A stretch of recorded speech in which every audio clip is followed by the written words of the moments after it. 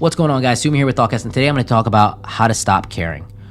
This is not a video here where I'm telling you to stop caring about life, to stop caring about your hygiene, to stop caring about your health. There are things that you should care about, right? Big disclaimer here, don't take this out of context. But what I'm talking about is a lot of us care about things that don't even affect us, right? Things that don't necessarily add to our success or really even, have any dictation on what our life can be. We care about other people's opinions that have nothing to do with us a lot of times in life. And this is what holds us back from actually getting to our full potential, because if we didn't care, we would do the things that we wanted to do. A lot of us hold ourselves back in life because we don't do what we want to do because we're afraid of what other people will think, So fear is a big thing that I want you to be aware of when it comes down to caring. So I'm going to go through a few ideas that you need to really implement and solidify in order to stop caring about people. Number one, let me talk about the big elephant in the room. I think one of the biggest areas that people care about too much is social media. Social media is a powerful tool to connect with people. That's really it, right? It's a tool to connect with people. And I mean this in the most business-minded aspect as I can possibly say. Social media should be used to connect to people, to relationships, for business, for networking, for whatever it might be. It is not meant to be a personal judge of character. It is not meant to be an evaluation of how successful somebody is. That's where you start going wrong. People look at likes, comments, shares, and saves as indicators for how successful somebody is, how attractive somebody is, how much clout somebody has. This is the world we live in today, a social media driven world where social media has really absorbed everything that we do. And it's good in a lot of ways, actually. It's very good in a lot of ways. Information is very readily accessible. We're able to connect with someone halfway across the globe and FaceTime them. But with so much good comes some negative. And a lot of young people especially are experiencing large rates of depression and anxiety because they care so much about what's on social media, about what somebody halfway around the world thinks about their photo they post with their dog. Like, who cares? None of these people matter. And there's only probably 10 to 20 people in your life that actually have some level of control in your life. Speaking from your partner, your family, your friend, people in relation to your business, and maybe your work lifestyle. That's it. Your social media shouldn't really be something that you care about so much. So the first biggest thing I'm going to tell you to stop caring about, I guess these are more so things that you should stop caring about, and then I'll go into how to stop caring about them, is social media. First thing, social media.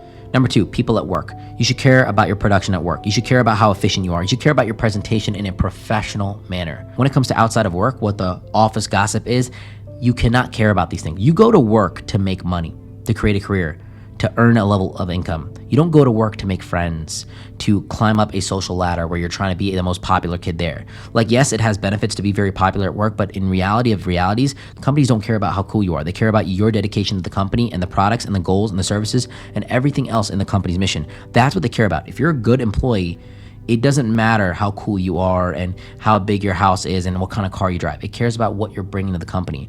So focus on becoming the best worker that you can possibly be for the company. And yes, to some degree, it does matter what people think. You have to maintain good relationships. Some workplaces can be extremely political. But at the end of the day, the more you keep your head down, the more you work, the less problems you're going to have and the more success you're going to see over the course of your professional career. Number three, in your relationship. Okay, this one can be taken out of context very easily. You should care about what your spouse thinks, but a lot of times in a relationship, and this is the hard truth, the person that cares more often loses.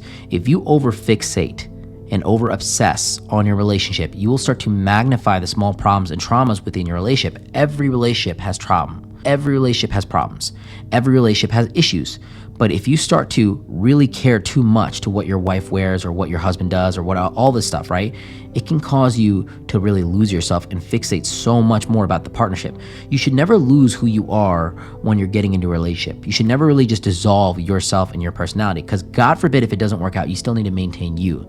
And I'm not saying that you should let your wife go out and wear very, scandalous clothing or let your husband do something that you don't approve of. I'm not saying that. What I am saying is, if they were to go do these things, what you have to do is start to distance yourself from the relationship. If someone is not giving you what you want in a relationship, the correct thing to do first off is to let them know very politely, hey, look, I don't appreciate you doing this. I don't like this. Please stop doing that. If they stop doing this, a lot of you will start to get into this mindset of controlling and dictating and trying to regulate this person's actions. The more you try to control someone, the more you're trying to control someone, the more they're going to run. So stop caring as much when it comes to a situation that's not giving you what you want. Many of us invest so much of our emotional energy into situations that are not giving us the reciprocation that we need. And so we care more, when in reality, we should be caring less. So these are 3 situations that I want you to be aware of, right? Number 1 with social media, that's a huge one. Number 2 is your business. Number 3 is with your relationship. And number 4 is with your family and friends. Many of us get caught up in the idea of trying to please family and friends. This is a very dangerous mindset to be in. Your friends are there to support you. Your family is going to be there whether you love them or not. There's a lot of dysfunctional families out there, and there's a lot of families that are very good. I'm not here to comment. I don't know your family background, but the biggest thing I'm going to tell you is that you are your own person. Do not let your family control your life. Do not let them dictate every single decision that you make, because that's an instant way to become extremely depressed and have a ton of regrets on your deathbed when you become very older. You'll regret it to a degree that you won't even understand. And people regret it earlier than later. People regret it at 40 or 50 that they did what their family wanted them to do and they didn't really pursue their dreams. Also, don't do things because your friends want you to. Do them because you want to do them with your friends. Big difference here. Your friends should compliment you instead of trying to control you.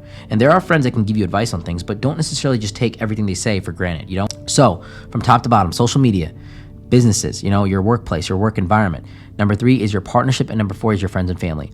What I'm saying here is oftentimes we care a little too much about the things in our life, especially in today's day and age. So decrease the level of care, understand that the universe tends to unfold itself in its own matter, and that everything that's not in your control doesn't need to be prioritized or really fixated on. If you can't control it, don't try to put too much energy towards it.